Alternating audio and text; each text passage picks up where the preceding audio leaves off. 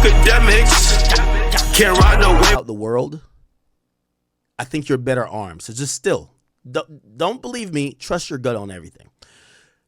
Real quick with that, just showing how so many things in life go back to some of the same origin or the same routes. Politics as usual. We've been talking about this idea that Netflix, which I think you guys are subscribed to, I am. Netflix is looking to buy Warner Brothers, right? Warner Brothers is, it was a movie studio, but they turned into an entire company that was really film and TV based. And Netflix has a pending deal to buy them, okay? So they're going to buy Warner Brothers. Now, the idea behind it is that they offered a lot of money. And remember, I made this comparison before. I said the people who licensed the content use the content to be bigger than the people who own the content because they invested in tech. Netflix is a tech company, okay? Netflix these days are, they're invested in podcasts. It's not necessarily about movies or TV shows. They've shown fights. They don't care. It's not about, people thought Netflix was only about movies. No, you could watch a fight. You could watch an NFL game. Why aren't they a network? They're a tech company that deals with video. That's it. They have video podcasts up there now. They don't give a fuck. Tech has defeated owning content. And the people who own the content, they still have value, but they're behind the tech people. So Netflix and Spotify. So Netflix got richer than the studios, and they're now buying Warner. They offered like $83 million or something of the sort, and they were going to buy it. And then there was a new company, or not a new company, but a company came in trying to disrupt it. Now, if you guys don't know, Warner Brothers is a publicly traded company, right? We could look it up on stock market. Warner Brothers stock market. We'll look at the price. It's called Warner Brothers Discovery actually now. And the current price is $28. So it's a publicly traded company. Now, why am I saying that without getting into too much of the weeds about it is that when you're a publicly traded company, this is how it works. Spotify is a publicly traded company. Apple is a publicly traded company. Anything that's publicly traded and not a private company, it works like this. A publicly traded company has public shareholders. And the public company is going to have quarterly calls. They have to disclose earnings, plans, and they have to be accountable to shareholders. Shareholders could be you bought it off Robinhood, you bought it through your TD Ameritrade, your Chase brokerage account. It doesn't matter. You're a shareholder, right? And they have to be accountable to you. Now, what happens is that Warner hasn't been doing good. They haven't really been growing at a rate that's great. So currently, just to let you know, and this is how Elon bought Twitter too. I don't know if you guys know. So right now, Warner Brothers is trading at $28. Okay, I want to just kind of okay. Let's look at it for the last 5 years. This is going to be important. So essentially, if we go back to 2021, obviously they had a spike. I forgot I don't know why that spike was, but whatever. Okay, let's go over here. I just want to show you guys something real quick. So here, their price was like $40. So it's $40 here, and this is in 2021. When you go all the way down to here, let's go back to last year before they did this deal. The price was $18. Actually, the real price before all this deal stuff started was $10. So just showing you real quick how this company has been doing. You don't need to know too much about the stock market. Anything going from $40, okay, $40 5 years ago to like $10, even went down to $8 at a point. $10, and I'm going to tell you why I'm not using this part where it's going up, is because there's a deal on the table. So when the deal goes on the table and people are valuing it, the stock price goes up, but it's inflated. It doesn't matter. So I'm going from here to here. So it goes... If you own, I don't know, a Pokemon card, you bought it for $40, and niggas only willing to pay $10, you've lost $30. It's not going good. They're in an antiquated business. Nobody's really fucking with like movies as much as they used to.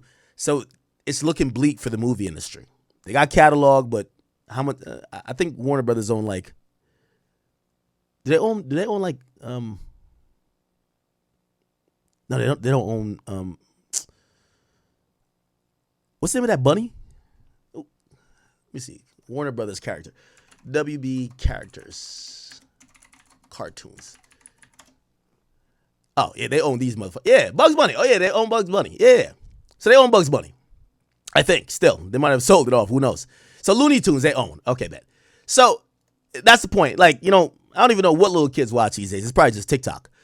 So the company ain't been going good. So they've been going down for the last 5 years. They lost pretty much 75% of their value. They went from $40 to $10. And essentially, because they have not had anything positive to tell the people who have invested in them, when Netflix comes and says, hey, we're down to buy the company, and just to let you know how it is going to go, Netflix offered around $28 per share, right? So Netflix says, we'll buy the company, and for everybody who spent, everybody who has a current share of $8, we'll give them $20 extra, right? Anyway, it was a good deal. Warner was down to take the deal.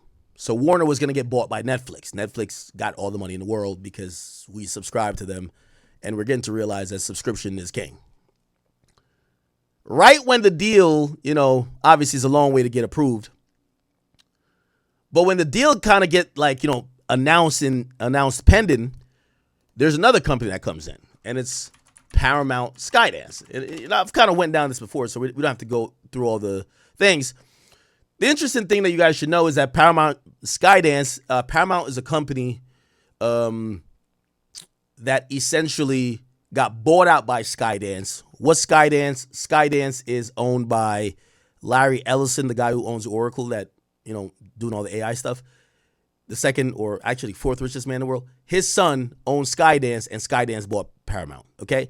So they buy it, and I know I might be confusing you guys a little bit, but I think you guys are smart enough to keep up. By the way, they're cool. The Ellisons, they're cool with Trump. So that's Trump's people, really, right? The son buys Paramount, so now it turns Paramount Skydance. That's the name of it.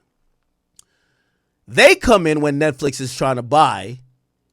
So they come in when Netflix is trying to buy Warner, and they said, hey, listen. We want to make a competing offer to buy Warner Brothers, okay? So remember Paramount Pictures, there's Paramount Films, and then, underneath Paramount, there's a bunch of TV stations, okay? So they said, we want to buy Warner Brothers, but Netflix already kind of had a deal. So they did something really interesting. It's called, it's a hostile, it's not a hostile takeover. It's not like a coup. It's a hostile, I think it's called a hostile tender bid or something like that, which means every public company, there's a CEO. Like, so think about Google, right? Obviously, there's not like one main guy of Google anyway, but like Google, there's a CEO of Google, and then there's a board of Google. The board are the people who own all the power, really. They could fire and hire the CEO, and their duty is to represent the public. And I think that makes sense, right? I'm always thinking like y'all, if y'all not into this, so I'm thinking if what I'm saying makes sense. So there's a CEO and there's a board. Now, a lot of times, if it's like, say one of Elon's publicly traded companies, right? Like, say Tesla. Elon is probably the CEO of Tesla, but he's definitely the chairman of the board. The chairman of the board is really the guy, okay? So owning the company, owning the majority of percentages is the best, and then being a chairman is the second best. And down the ranks is CEO. So let's look. Tesla, because that's a publicly traded company. Tesla chairman, board chairman. Oh, it's actually not even Elon. Oh, wow. Interesting. Oh, yeah, Elon gave it up. But Elon owns the majority of the company. She only replaced Elon after SEC ruling. Oh, shit. I didn't know that.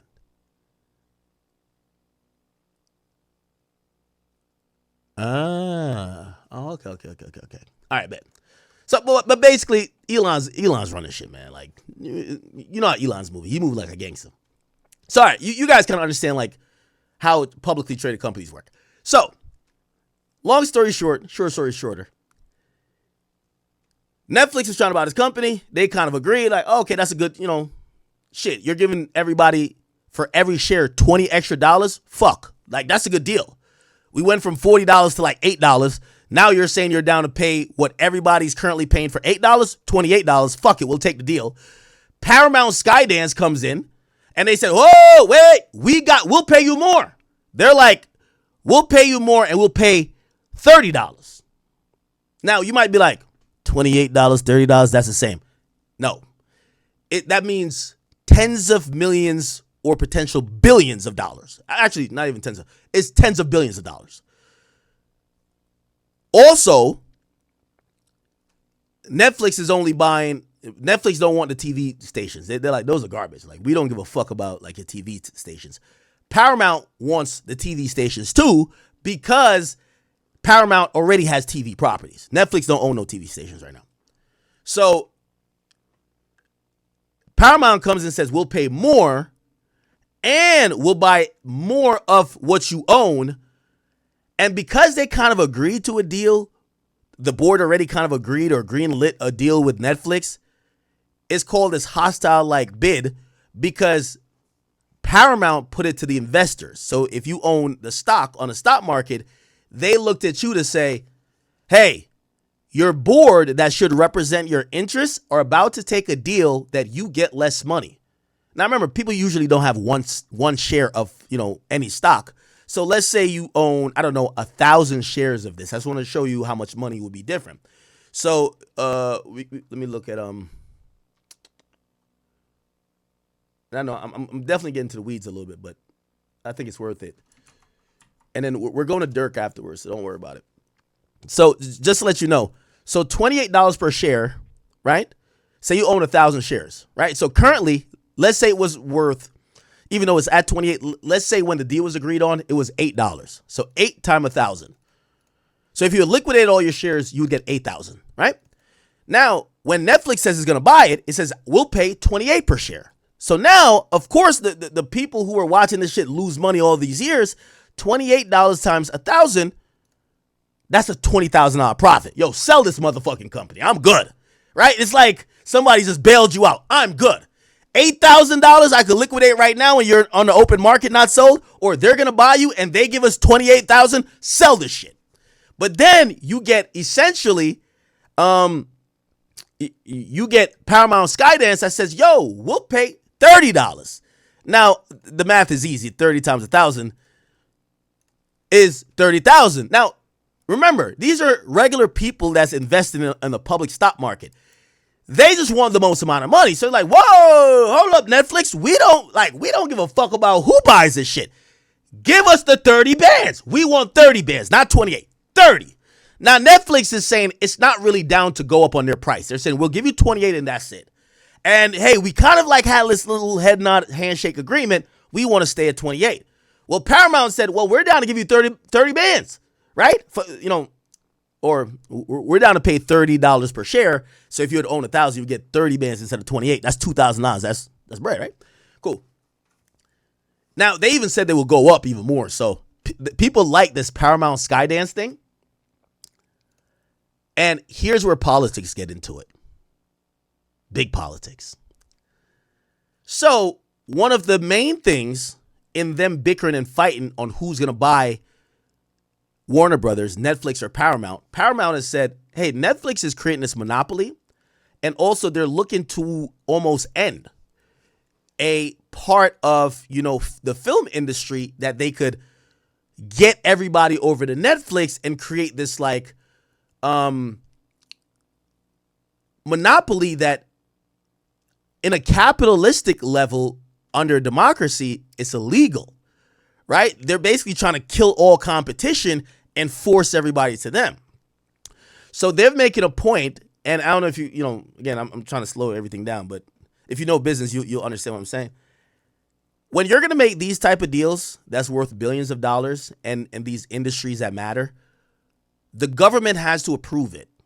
right? The government has this duty to make sure people don't buy out all their competition to be the only person. Like if Amazon right now said we'll buy out every store in the world, that we're the only store, at least in the United States, because other countries have different rules, the government has to turn it down. It has to say you can't do that.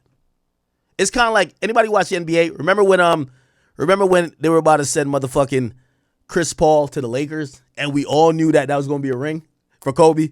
It's like, oh, word? This is prime Chris Paul. Like, yo, Chris Paul to the Lakers? I bet. Like, it's over. And the NBA stopped it, right? It was like, all right, stop it now, nigga. Y'all are wildin', right? Like, yo, you can do a super team, but not that super, right? That's kind of what happens in American, business shit. So the government has to clear all these businesses, this business, like, acquisitions, when it's going to affect industries, right? So if Amazon was going to buy Google, the government has to approve it. Why? Google is, a competitor in some sense for certain things. If Amazon's going to buy, or say Google's going to buy Yahoo, that's a better one. Google's going to buy Yahoo, right?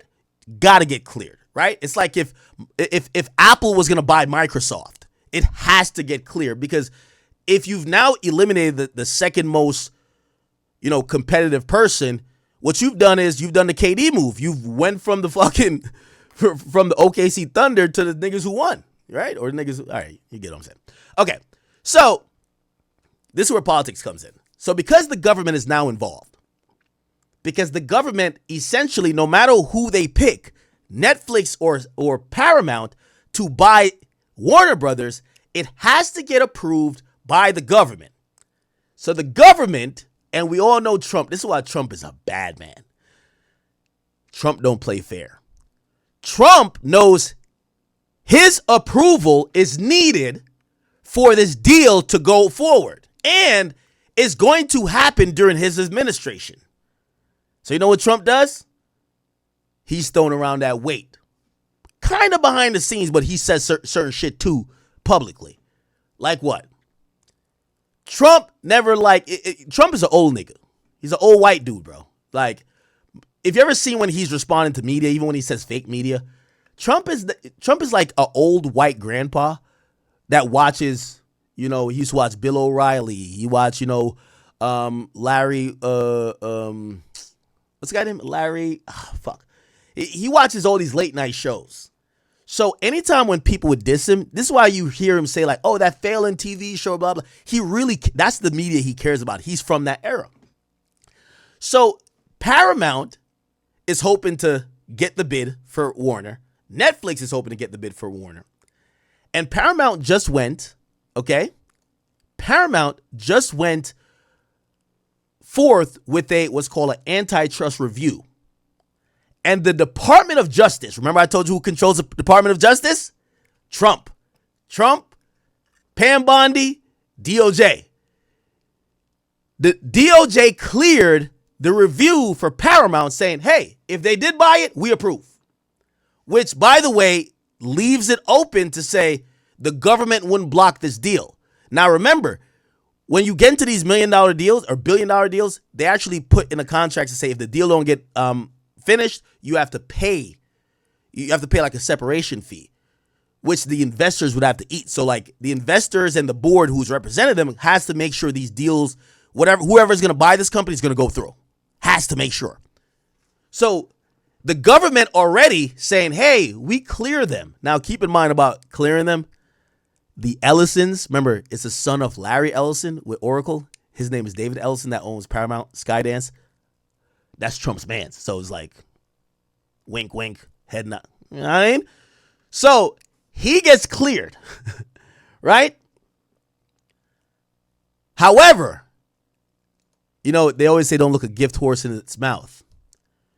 Recently, Paramount Skydance did something that people think it's because they were needing Trump's support to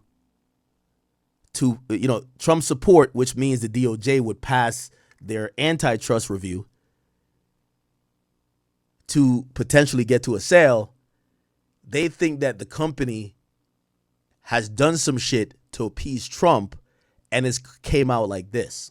So late night show, StePhen Colbert, if you don't know, Paramount Skydance owns CBS. They own it. StePhen Colbert always talks shit about Trump. He don't fuck with Trump. So when they now need Trump's DOJ to pass the antitrust thing that they could potentially buy Warner Brothers, again, we don't have this in explicit words, but you can imagine Trump said, don't you got that one nigga on there talking all that shit about me? And you need me? Man, get that nigga out of here, man. So essentially what happened is that there was an interview that was going to air between StePhen Colbert and James Tallarico. I don't even know who this guy is, but it was going to air on CBS. Now, I'm going to tell you why the timing is very important. Netflix, who already kind of has a deal with Warner Brothers, kind of like lingering, they agreed that they're going to let, because there's a fiduciary duty to the shareholders, they're going to let Warner Brothers have a 7-day window that closes, I believe, on the 23rd or the 26th. A 7-day window where they could talk to Paramount Skydance to figure out a better deal. Also, that deal needs federal approval, but the feds are kind of clearing it. But in the span of the week, CBS denies, or not denies, they block an interview that StePhen Colbert was going to put out. Why? It was going to piss off the president.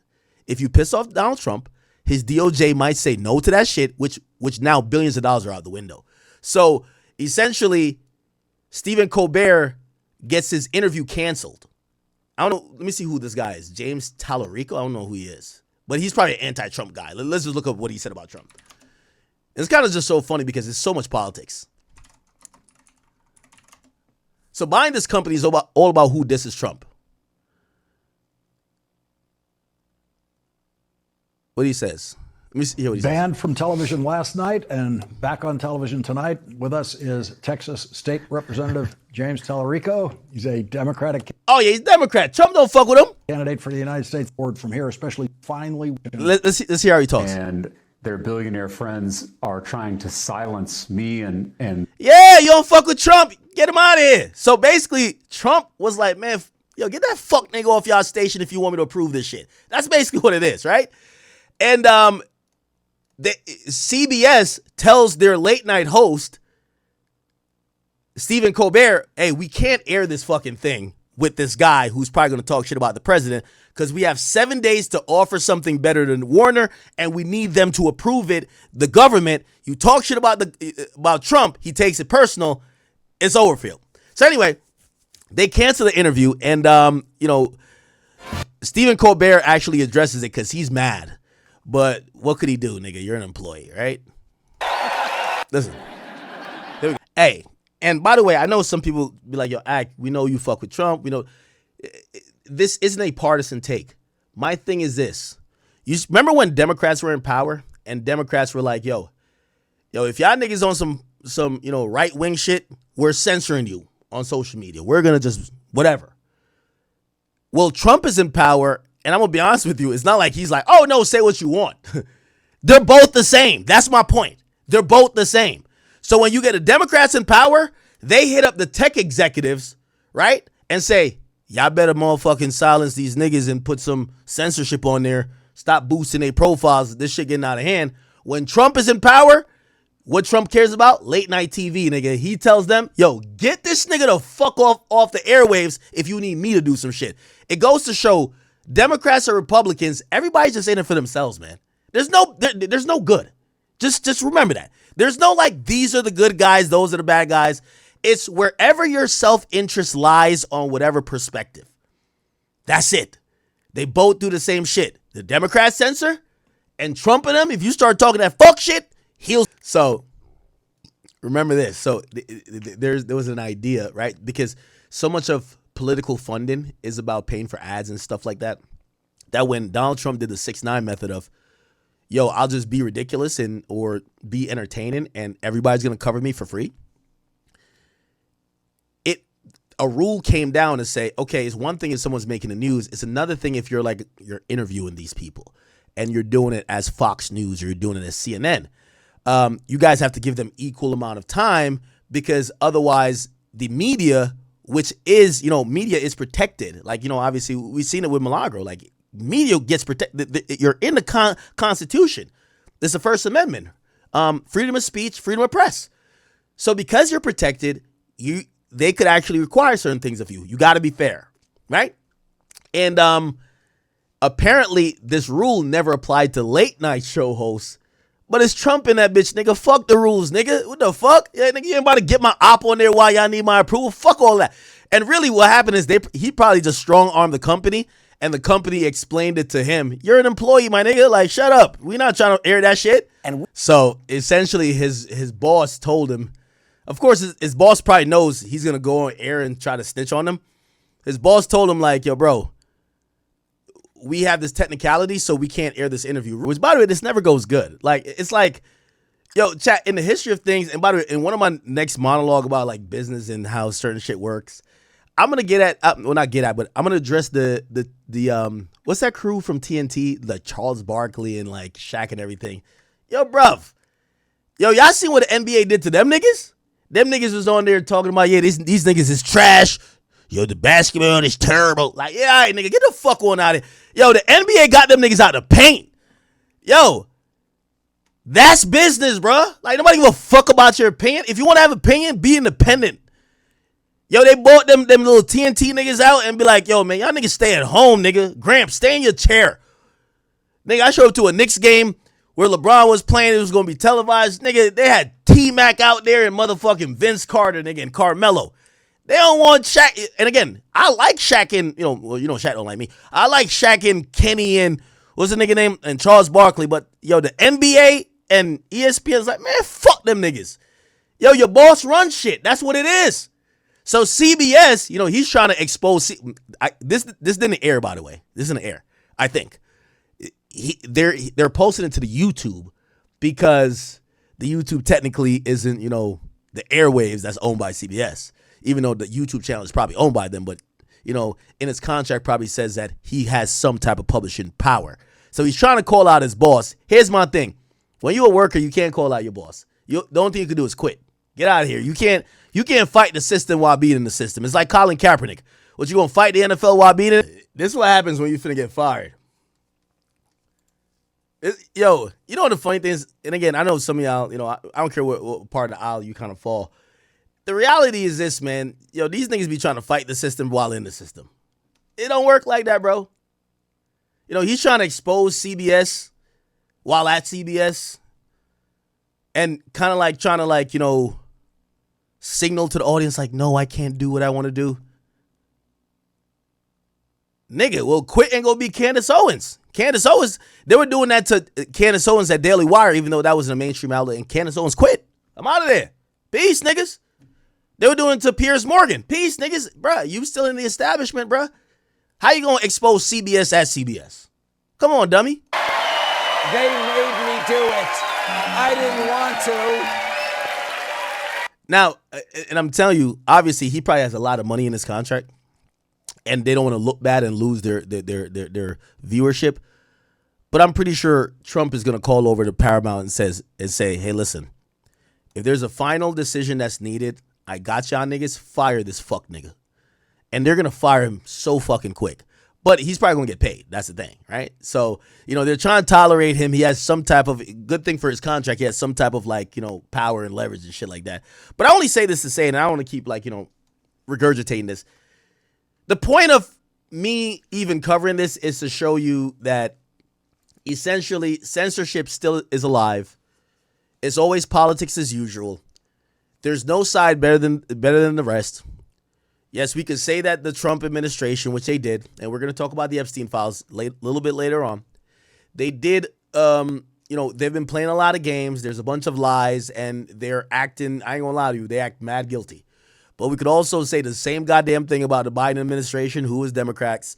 We get to realize I don't think it's a Trump thing versus a Biden thing. I don't think it's Democrats versus Republicans. What I think it is politicians, they're full of shit. That's just really what it is. And even if you have the best intention, people even won't say Trump was the best intentioned person, but let's say, his idea was that I'm coming from outside this political, atmosphere and I'm going to make change. Once they get into the mess, They're all the same. It's politics as usual. They both censor. They both, have their own agendas, and if it's a cover up, they both will cover it up. Okay? We heard about Biden covering up for his son, Hunter Biden, the crack smoker. Well, who the fuck is Trump covering up when it comes to this list, right? Like, there's a lot of, the Democrats, most of them, they're not making it like, it's y'all Republicans that are creeps, because look, Bill Clinton's on it. And it's the first time I've heard Trump say anything positive about Bill Clinton or a Democrat in a long time. When it came to them saying Bill Clinton should get on the Hill and answer some Capitol Hill, that is, and answer some questions about this Epstein list, Trump was like, man, why they messing with Bill Clinton? What? Nigga, you're a Republican. You should say, fuck that nigga. Or maybe he knows some shit that fucks everybody up. This shit is politics as usual, chat. But just keep all that in mind. Thank you guys for even sitting through that. Hopefully you guys did understand a good amount of things I tried to explain with that. Politics as usual. That's the tagline for the second half of my monologue. The first tagline for the first half of my monologue is, the price of freedom is, literally some of the problems we complain about. If you want to have freedom, you're gonna have those conversations about school shootings. The more repressive we are, the little problems we have. When you allow somebody to do anything, you're going to have to deal with them, being able to do anything. And as people say they love freedom, but they love AI, AI is going to take away some of those freedoms, and we'll see what happens. Okay. Let's go to a little